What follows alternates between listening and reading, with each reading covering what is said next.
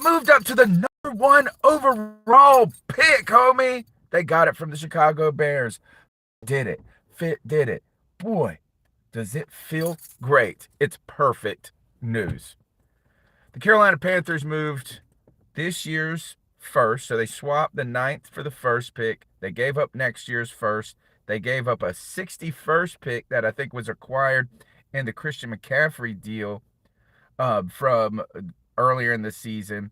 They gave up a second round 2025 pick, and they traded DJ Moore.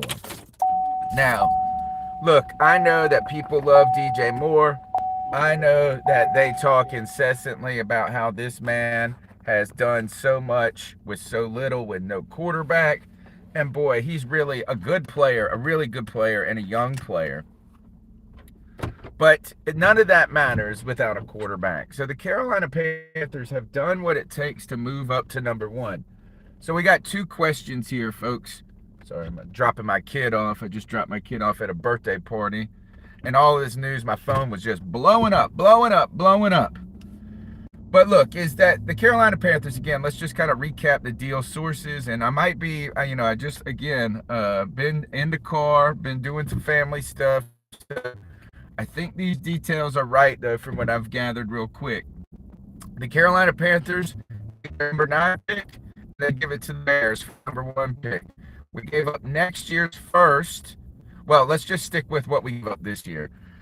The 9th overall pick and the 61st overall pick, which is the second rounder, that probably came in the Christian McCaffrey trade. Then a #1 draft pick from next year and a second round pick in 2020 mortgage their future. Really, I don't find this to be an overly expensive deal. The fact that it's just 2 first round other or reacquired in some other form or fashion, that's kind of what you did when you moved Christian McCaffrey. So those picks are easily recouped.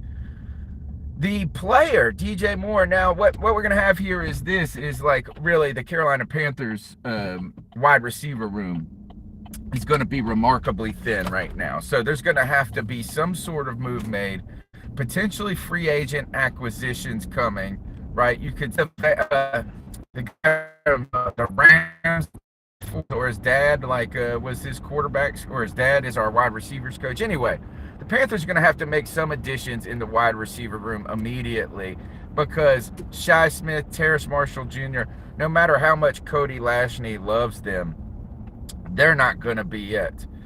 But having a franchise quarterback is worth all of that. So, I mean, yes, DJ Moore, a great piece, and has played so hard for the Carolina Panthers. But rating the top, he's not a top 5 receiver. And look, I know Panther fans get salty when we talk about this because of their love for their team and DJ Moore. But he's been a top receiver in the league, not in the top 5. But really, I mean, next year's first, if this works out, really, who cares at that point? I was thinking that this would cost 3 first-round picks. Now, I guess these costs could be exorbitant and exacerbated if it doesn't work, right? So is that like if we get a quarterback who is for the next 5 years a guy that we can build around confidently and feel good about and beyond, maybe Perk would be beyond the 5th year option, then this is de facto a good deal. It doesn't matter. If this doesn't work, then you paid a lot to the Bears, right? You paid a lot to move up. But I'm really impressed that Fitterer was able to pull this off. To be honest, I thought the Bears would be more interested in trading with the Colts or somebody else and getting more. The 9th pick isn't the most coveted pick in the NFL draft. So I'm pretty happy about that. The next question is, who the heck is the guy? Who is the guy? And it is, I promise you didn't trade up #1 to get Anthony Richardson. Nope. This is Bryce Young or CJ Stroud, and that's it. There's no other possibility. If they go AR, gosh, now, hey, whoever it is, we are going to get excited. We're going to say, man, this coaching staff, we believe in them. We trust in them. But, man, I think this is you pair a guy like C.J. Stroud with Frank Reich.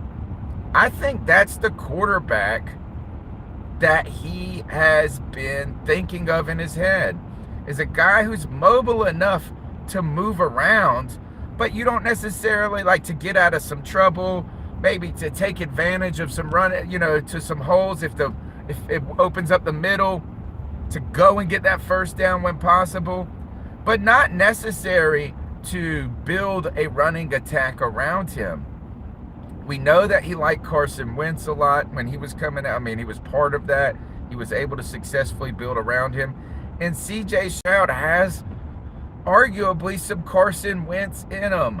Big enough of an arm, right?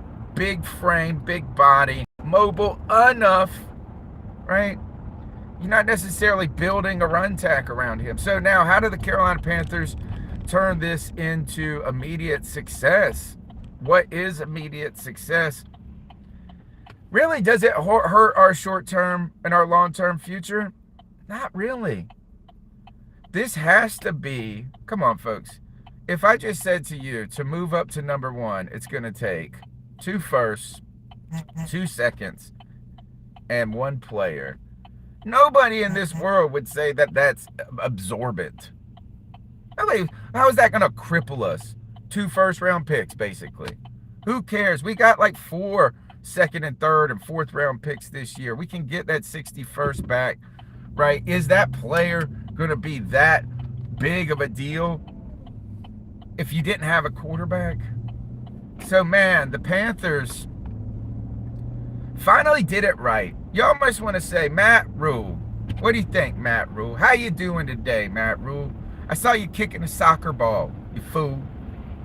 I'm sure that you wish, boy, you know what? He's gonna come out and he's gonna be like, well, like, I mean, it's like this is how you have to win in the NFL. You got to make bold moves. And if I knew that my 7-year plan was going to be a 2-year plan, and then I wasn't going to get to remodel my 7-year house and my home on refinance, early refi, then I would have done this too. Well, guess what? We told y'all asses to do this before too, right? I don't know. Now, I guess, is this probably the best case scenario for us? I can't think of a scenario that is better, right? Because really, what would happen is what if you had to do this to move up to 3, to the number 3 pick? Then you're like, oh, you didn't get your guy, but you get your pick of the litter. You go check my tweet out. It's perfect because we got our pick of the litter. This is great. So, I guess what we're going to spend the next 2 months doing is debating who the right guy is. And tonight on the Friday free-for-all, G-Baby's coming in strong for Bryce Young. And last week on the Tuesday show, we talked a lot about how much we were impressed with C.J. Stroud. What's the knock on C.J. Stroud? What's the knock? There's only one, that he's from Ohio State, right? Is that I think that Anthony Richardson is the shiny car. It's kind of like somebody said they wanted a Kia Telluride or something, or whatever this was. And I was like, man, it looks cool, but it's a Kia, right? I think Anthony Richardson's like a brand new Kia. Maybe, I'm not trying to shit on it, but what's so great about it is that it's new. It's got the new Bluetooth hookup. It's got the Amazon or the Google Maps integrated into it. But underneath, it's still a project.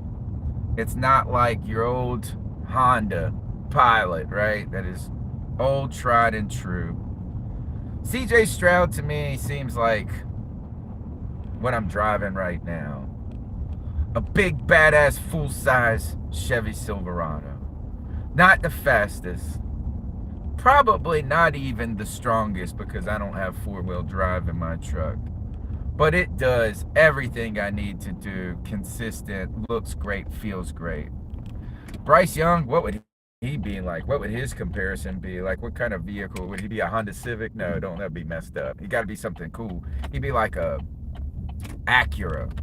It's a little small, but boy, sleek, top of the line. Maybe a BMW. Let's give him something better. BMW, Mercedes, and not the biggest of cars, right? So but not a two-door version. So what would be a good Mercedes that would be equivalent to?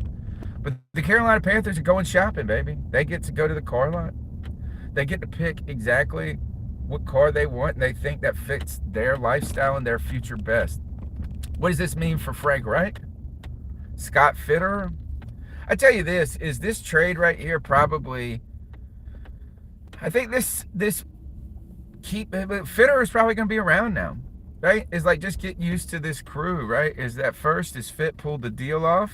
You're going to go in there and you're going to make the pick as a team. Everybody's going to be in on it. And they're not going to be able to blame necessarily or find blame on any one person if it doesn't work out, right? This is going to be a collective thing. So I think this means Fitterer's around for the long haul. I think this gives Frank Reich really a window beyond 3 years, right?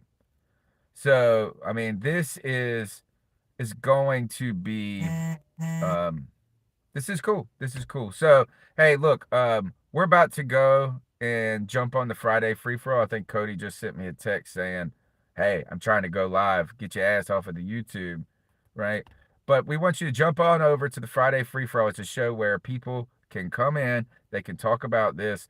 I'm going to get on there tonight. We'll try to take some calls. You can call in at 252-228-5098. Tell us, did the Panthers make the deal they needed to make? Did they overpay? Did they pay exactly what you should pay? And who are we going to buy? Who's going to be our dance partner, baby? The Panthers with the #1 overall pick in the 2023 draft. I tell you one thing, the C3 draft party is going to be fun. And we don't have to stay up all night either. C3 Panthers podcast, thanks for your help. Smash the thumbs up button. See you in the Friday free for all.